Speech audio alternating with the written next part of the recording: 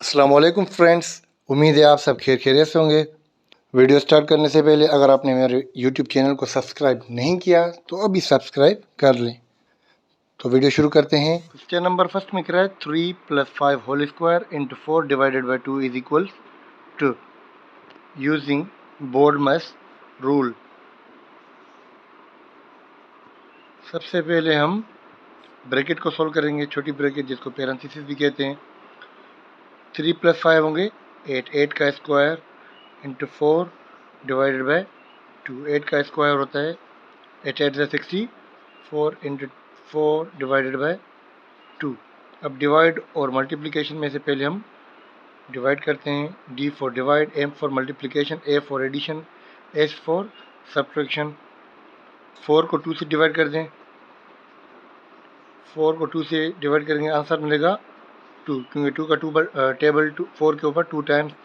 64 को 2 से कर दें मल्टीप्लाई, 2 4 ज़ा 8, 2 6 ज़ा 12, 128, जो कि ऑप्शन है सी। क्वेश्चन नंबर 2 में कह रहा है which of the following is an empty set. Empty set ऐसा सेट जिसका कोई भी मेंबर ना हो उसे एम्प्टी सेट कहते हैं। ऑप्शन ए है set of even numbers between 4 and 10। Even numbers 4 और 10 के दरमियान होते हैं, 6 एंड 8, तो ये तो एम्प्टी नहीं है। ऑप्शन है B set of children whose names start with K in your locality. आपके इलाके में के से शुरू होने वाले नाम, बहुत सारे नाम होते हैं किसी का, जैसे काशिफ हो गया, खुर्रम हो गया, कौसर, तो ये भी ऑप्शन एम्प्टी नहीं। C set of letters after Z in English alphabet. English alphabet में जेड के बाद आने वाला लेटर, ऐसा कोई लेटर नहीं है जो जेड के बाद है इंग्लिश अल्फ़ाबेट में, तो option C is correct. Question number 3 में कह रहा है if A set is equal to A B C and B set is equal to A B C D E then which of the following is true. Option पहला है A equals to B. A equals to B कब होगा, जब सारे member A और B के एक जैसे होंगे। ऑप्शन ए ओमिट कर दें। Option B A is equivalent to B. A equivalent B तब होगा जब क्वांटिटी दोनों सेट्स के मेंबर्स की सेम होगी। यहाँ 3 मेंबर, यहाँ 5 मेंबर, तो ये इक्विवेलेंट भी नहीं। A is subset of B. A subset है बी का, ए के मेंबर्स बी में ऑलरेडी हों, और बी सबसेट है ए का, ये गलत है। जो सही ऑप्शन है वो है सी, ए के मेंबर्स ऑलरेडी बी में अवेलेबल हैं। A is subset of B. Question number 4 में कह रहा है what is the cost of 640 photo copies at RS 1.50 पर कापी। एक कापी 1.5 रुपये की हो रही है, तो बताएं 640 कापीज़ की कीमत कितने की होगी।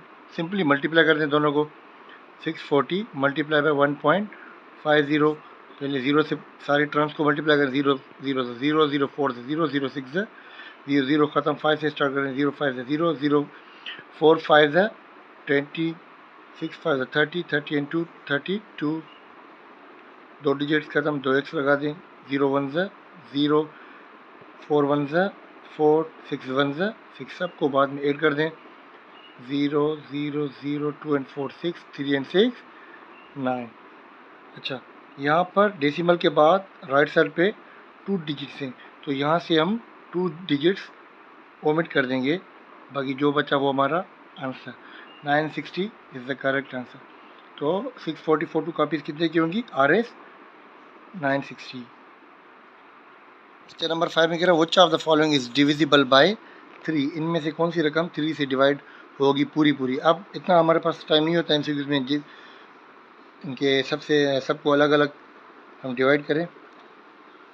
3 से डिवीजन चेक करने का एक तरीका है कि सब डिजिट्स को आपस में ऐड कर दें और उनका जो आंसर है देखें वो 3 की प्रोडक्ट है या नहीं है। 5 एंड 1 इज 6, 6 एंड 2 8, 11 एंड 18, उसके बाद 5 6 8 11 19, 3 एंड 1 4, 10 11 14, इनमें से प्रोडक्ट कौन सी है 3 की, वो है 18, 6 3 ज़ा 18, so option A is exactly divisible by 3। सब डिजिट्स को आपस में ऐड कर दें और जो जवाब आए वो 3 के टेबल में देखें, या देखें वो 3 की प्रोडक्ट है या नहीं। नंबर 6 में कह रहा Dawood planted 425 plants of tomatoes. After some days 25 plants died, what fraction of plants was survived. कितने पौधे रह गए। टोटल जो हमने प्लांट्स लगाए वो हैं 4 2 5, जो जल गए उनकी तादाद है 25। सर्वाइव का फ्रैक्शन पूछ रहा है, सर्वाइव का। देखें इनको अगर माइनस कर दूं मैं, टोटल है 425, 25 जल गए, बाकी हमारे पास कितने रह गए 400। हम पढ़ कर आए हैं कि किसी भी चीज़ का फ्रैक्शन मालूम करने के लिए टोटल से डिवाइड करवा दें उस हिस्से को। कितना हिस्सा चाहिए जो भी है, हमें सर्वाइव कितने पौधे हैं 400, उसको टोटल से डिवाइड करवा दें, टोटल से 425। 25 का टेबल 17 टाइम्स 425 पर, और 25 वन ज़ा 25, 15 यहाँ गए, 6 टाइम यहाँ, 16 upon 17 is the fraction of plants that survived. तो क्वेश्चन नंबर का सही जवाब है option B, 16 upon 17। Question number 7 में कह रहा है Azhar solve 15 questions out of 25 of maths, find the fraction of unsolved question. Solve question बताएं, अब पूछ किस चीज़ का रहा है, अनसॉल्व का। टोटल क्वेश्चन हमारे पास कितने हैं 25, सोल्व कितने किए हमने 15, बाकी पास हमारे पास जो रह गए वो हैं अनसोल्व। वही फ्रैक्शन कैसे करते हैं, टोटल से डिवाइड करवा दें उस हिस्से को। अनसोल्व हिस्सा क्या है 10, 10 सवाल अनसोल्व हैं, टोटल सवाल 25। 5 का टेबल दोनों के ऊपर, यहाँ 2 टाइम्स, यहाँ 5 times, 2 upon 5। Option C is correct. Question number 8 में कह रहा है find value of x in x ratio 12 equals to 3 ratio 4। हमारे पास एक प्रोपोर्शन गिवन है x ratio 12 equals to 3 ratio 4। ये हमारे पास हो गए मीन्स और ये हो गए एक्सट्रीम्स। मीन्स को आपस में मल्टीप्लाई करवा दें, एक्सट्रीम्स को आपस में मल्टीप्लाई कर दें। ये मीन्स हम यहाँ रख दें 12 इंटू 3, एक्सट्रीम्स यहाँ रख दें x इंटू 4। ये हो गए 4x इक्वल्स टू 3 12 36।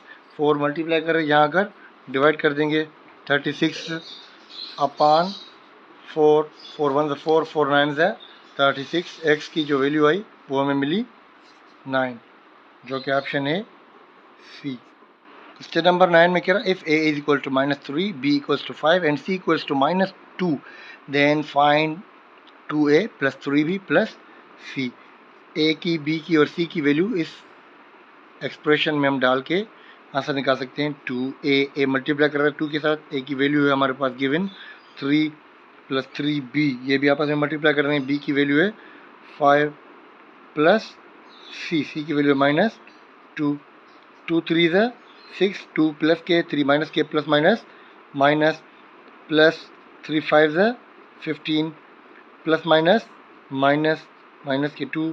अब माइनस की वैल्यूज आपस में कर दें, ये भी खसारा ये भी खसारा, टोटल हमारे पास खसारा 8 प्लस 15, हमारे पास 15 है, 15 में से हमने खसारा वापस दे दिया, तो हमारे पास रह गए प्लस के 7, जो कि ऑप्शन है हमारे पास डी। क्वेश्चन नंबर 10 में कह रहे solve for y 7y plus 2 equals to 44, then y equals to what. 7y plus 2 equals to 44, ये कांस्टेंट वैल्यू हम शिफ्ट कर दें इक्वल के उस साइड, तो इस साइड रह जाएगा 7y equals to 44 minus 2, plus की वैल्यू जब भी इक्वल के उस साइड जाएगी माइनस की हो जाएगी, माइनस की इक्वल के उस साइड जाकर प्लस की हो जाएगी, ये आप याद रख लें। 7y इक्वल्स टू 44 में से 2 गए 42, 7 मल्टीप्लाई कर रहा है y के साथ, वहाँ जाकर डिवाइड करेगा, मल्टीप्लाई की वैल्यू इक्वल के उस साइड जाकर डिवाइड करेगी, जबकि डिवाइड की वैल्यू उस साइड जाकर मल्टीप्लाई करेगी। y equals to 42 upon 7, 7 1 7, 7 6 42। So the correct answer for y is option C 6। Question number 11 में कह रहा है the product of 7 and the sum of a number and 6 is 77।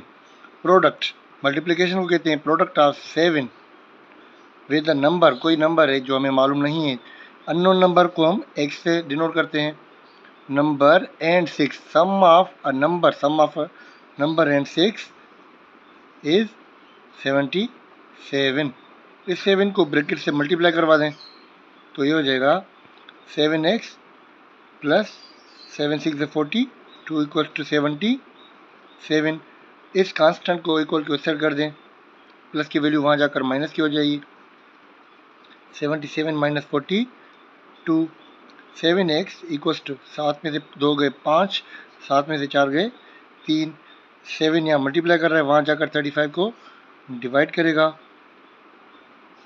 7 1 7, 7 5 35। तो जो अननोन नंबर है वो है 5, जो कि ऑप्शन है बी। क्वेश्चन नंबर 12 में कह रहा है a triangle which has 2 equal sides is known as dash triangle. ऐसा ट्राइंगल जिसकी 2 साइड्स आपस में इक्वल हों उसे क्या कहा जाता है? Option A equilateral, option B isosceles, option C scalene. Equilateral ऐसा ट्राइंगल होता है जिसके 3 साइड्स आपस में इक्वल होते हैं। आइसोसेलिस ऐसा ट्राइंगल जिसकी 2 साइड्स आपस में इक्वल होते हैं। तो ऑप्शन बी इज़ करेक्ट। इस क्वेश्चन के मुताबिक option B is correct answer. Scalene ऐसा होता है ट्राइंगल जिसके तीनों साइड्स आपस में इक्वल ना हो, सब के सब डिफरेंट हो। So B is correct option. Question number 13 में कह रहा है a line segment joining any 2 points of a circle is called. एक सर्किल है, कोई भी लाइन उसके 2 पॉइंट्स पे टच करे। फॉर सपोज एक लाइन यहाँ से यहाँ तक आ रही है, एक टच यहाँ किया, एक टच यहाँ पर किया सर्किल को, तो ऐसी लाइन जो किसी सर्किल को 2 पॉइंट्स पे टच करे उसे कहा जाता है chord. Option D. Question number 14 में कह रहा है the median of 14, 10, 12, 6, 16 and 8 is. In mathematics, median is the most central और middle value of a data। Median मालूम कैसे करते हैं? सबसे पहले जो आपको डेटा गिवन है उसे असेंडिंग ऑर्डर में कर दें। सबसे पहले छोटी वैल्यू आएगी जो कि 6 है, उसके बाद 8, उसके बाद 10, फिर 12, देन 14 एंड देन 16। अब उनकी क्वांटिटी मालूम करें डेटा में कितनी क्वांटिटी है नंबर की, 1 2 3 4 5 and 6। n equals to 6। Quantity is even. अब क्या करेंगे? सेंट्रल 2 वैल्यूज़ को उठाएंगे, उनको सम करके 2 से डिवाइड करेंगे, उनको ऐड करके 2 से डिवाइड कर दे, जो आंसर आया वो आपका median. 10 plus 12 upon 2, 10 and 12 22, 22 upon 2 is 11। So 11 is the median of following data। अगर क्वांटिटी ओड नंबर होती तो जो दरमियान वाली वैल्यू होती वही मीडियन होता।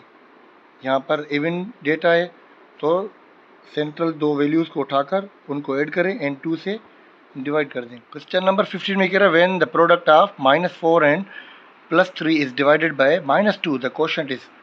Product of -4 and +3 is divided by -2. The quotient is 3 4s है 12, minus plus minus upon divided by 2, minus minus के साथ कैंसिल, 2 1s है 2, 2 6 है 12, या माइनस माइनस प्लस और 2 का टेबल 12 के ऊपर 6 टाइम्स, सो +6 या option B is correct for this. Question number 16 में कह रहा the range of data 209, 260, 270 and 311 is। range, what is range in data या statistics? range is difference of largest value minus smallest value।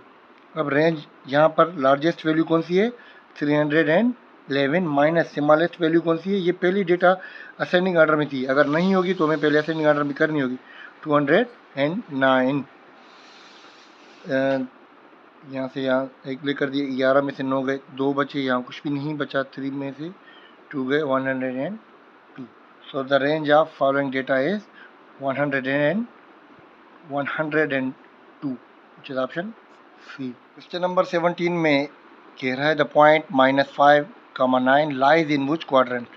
एक point given है हमें -5, 9, कामा से पहली वाली जो भी वैल्यू होगी वो हमें एक्स एक्सिस पे मिलेगी और जो बाद वाली वैल्यू होगी वो हमें मिलेगी वाई एक्सिस में।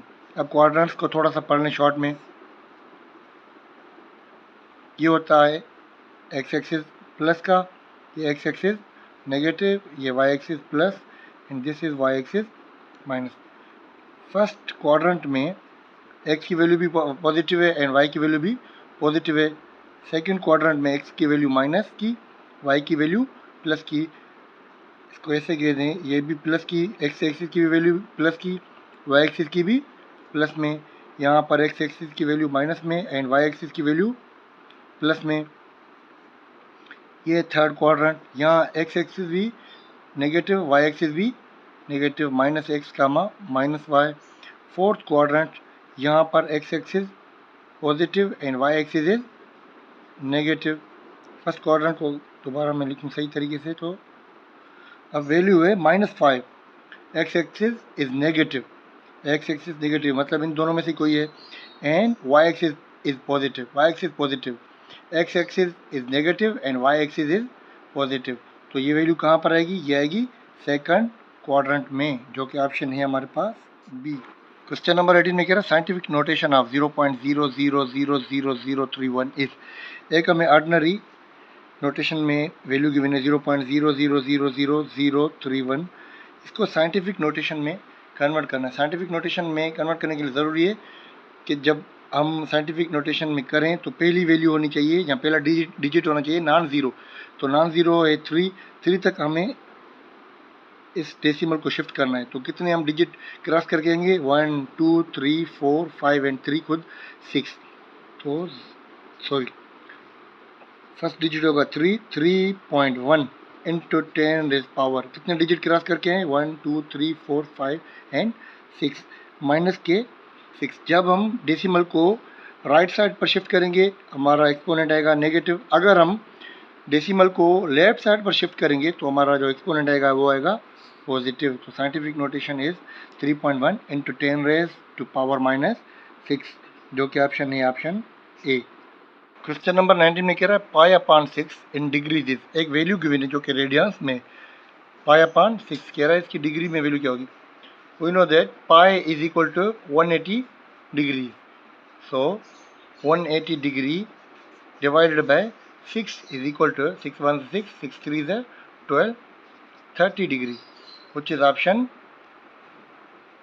ए। अगर हम दोबारा 30 को π/6 बनाना चाहें तो क्या करेंगे? हम π/180 से मल्टीप्लाई करवा दें। 31 से 30, 36 से 160, तो ये वापस बन जाएगा π/6। क्वेश्चन नंबर 20 में कह रहा है the value of 97 in octal system is. Octal system में किसी डेसिमल वैल्यू को कन्वर्ट करने के लिए हम 8 से डिवाइड करेंगे। अगर बाइनरी होता तो 2 से डिवाइड करते, बेस 5 होता तो 5 से डिवाइड करते। ऑक्टल वैल्यू में जाने के लिए 97 को डिवाइड करवा दें 8 के साथ। 8 1 से 8, 1 रिमाइंडर यहाँ आ गया।